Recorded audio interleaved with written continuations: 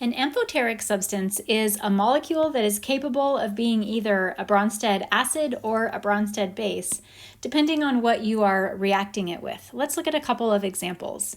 Carbonic acid H2CO3 reacts with water H2O, and they produce HCO3- bicarbonate and H3O+.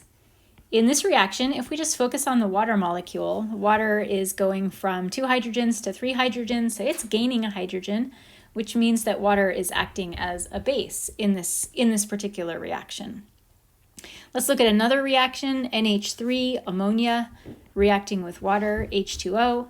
The products of this reaction are ammonium, NH4+, and hydroxide, OH-. And let's focus on water again. Water in this reaction is being converted to OH-.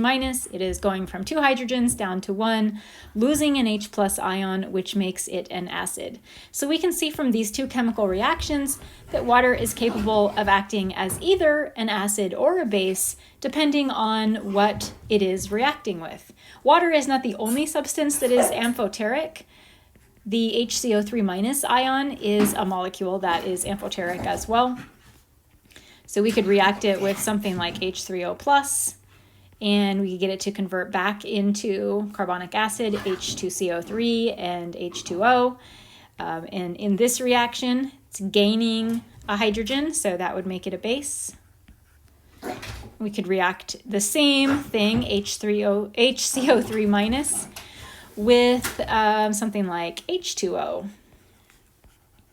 And that would produce carbonate, CO3 2- and H3O+. And if we look at HCO3- in this reaction, we can see that here it is donating an H+, which makes it an acid. So there are a number of molecules that have this property, amphoterism, where they are able to be either an acid or a base, depending on their chemical environment.